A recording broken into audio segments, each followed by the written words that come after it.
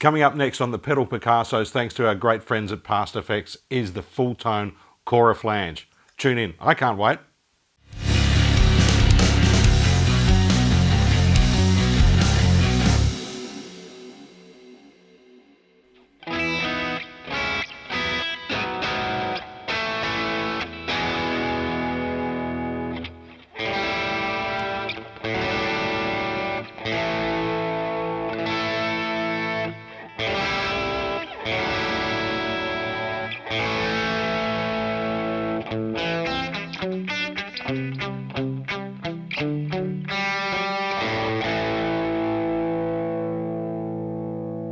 Bonsoir. Hello, welcome to the channel. Thank you for joining us. My name's Rod.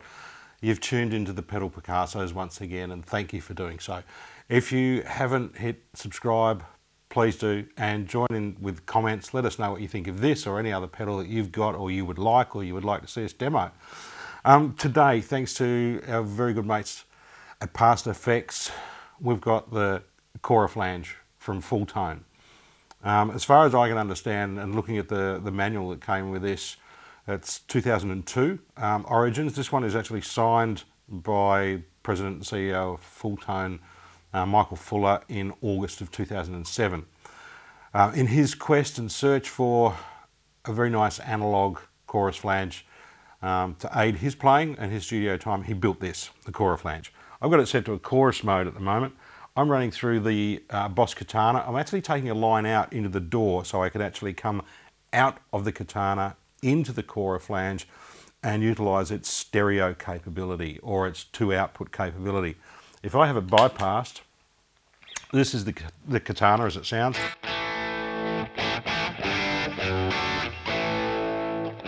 A little bit crunchy, I've got some delay and reverb on there, but I wanted to be able to give the full gamut of this pedal. When I switch the pedal out, we drop a channel, which is really interesting. The level on output 2 from the Choralflange diminishes. I don't know whether this was a design feature inherent, whether it's part of the bypass switching that I think, or buffered switching that you can select inside. The manual does say there is nothing to switch inside this pedal at all. Doing anything inside it will break it.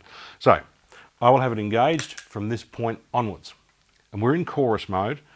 And I've just set up something which just sounds nice to my ear with just a quick tweak. The rotary dial controls are a mix knob on the left.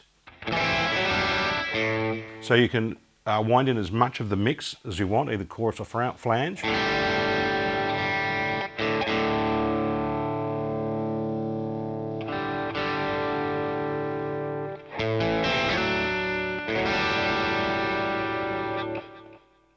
The toggle switch next to that selects between chorus and flange. We'll stay in chorus mode for a while. The small black knob below that sets the level of the pedal once you engage it. I'll switch that in, I'll dial it around so you can get an understanding. Now it's starting to peak the inputs on the door. And that's back fully counterclockwise. And I'll switch the pedal out and in, see if you can sense a level change.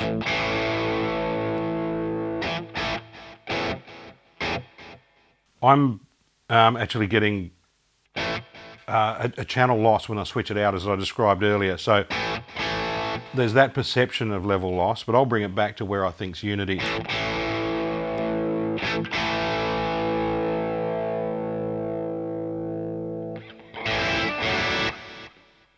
So if you're setting up either a mono rig or a stereo rig and you've got some perceived loss of signal when you engage this pedal, you can adjust the level, which is really good.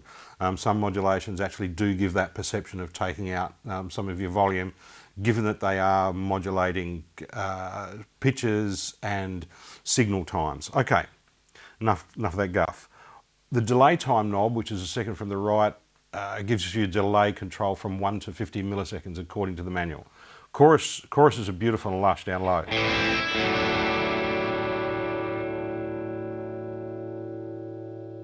We wind it fully up, we start to get real warbly and metallic. Very unnatural dual tracking.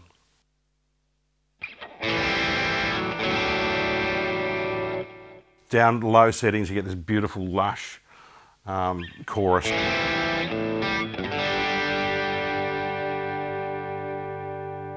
Your depth control as well. Sorry, your depth control. I'm talking over the trails of this chord, but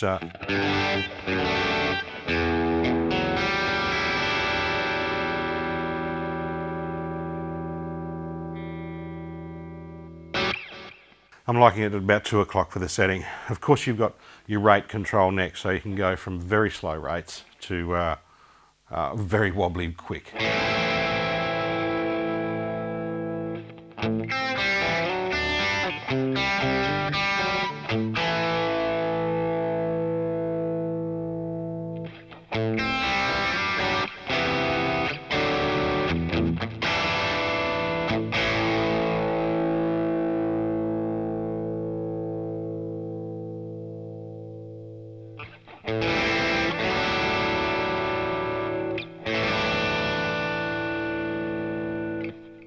The mix up, the depth up, and rate up into that vibrato territory.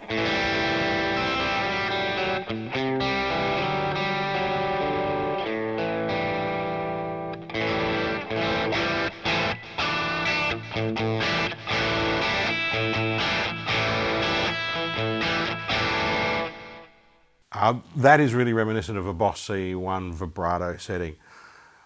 I don't know if Mike was searching for that, but he's done a good job here. Let's switch over to flange settings. I will just comment on the narrow and wide toggle switch.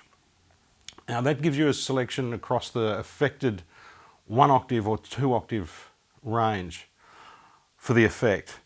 If I switch this into wide,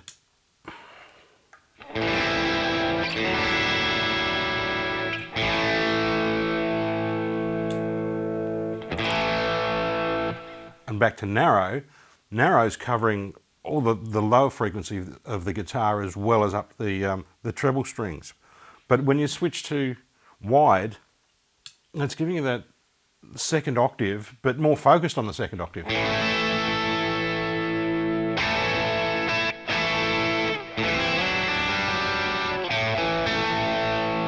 Which is really nice for Leslie style effect, because you've got the I don't know, the top rotor on a Leslie giving you some upper frequencies, while the lower frequencies are not quite as affected. I like that feature for the fast chorusing.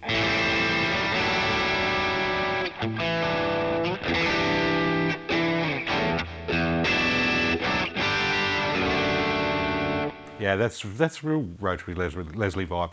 Let's go into flanging territory now. Oh yes, come with me.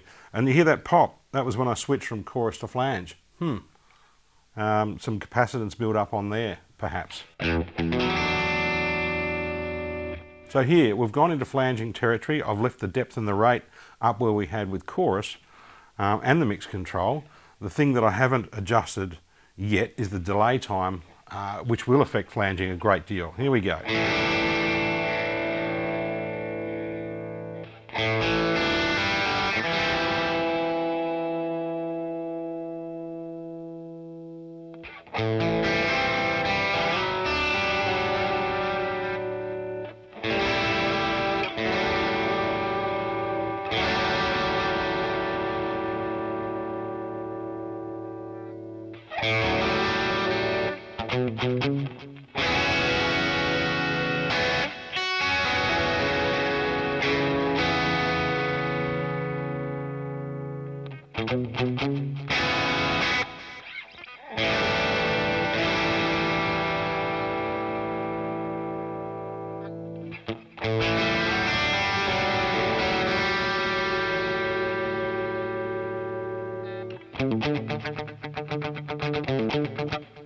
So once again, in flanging, we can get into Dave Gilmour and Andy Summers territory with their style of flanging.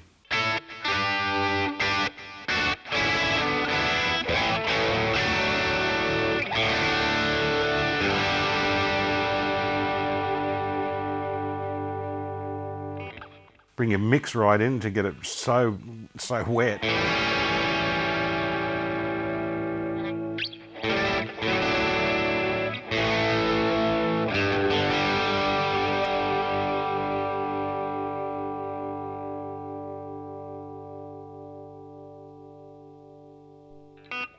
Once again, switching the narrow wide over to see what sort of effect change we get.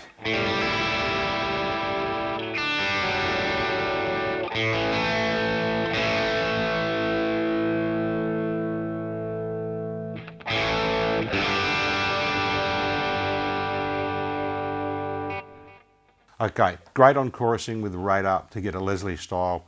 Not so great with flange, I would suggest. That's just me tweaking.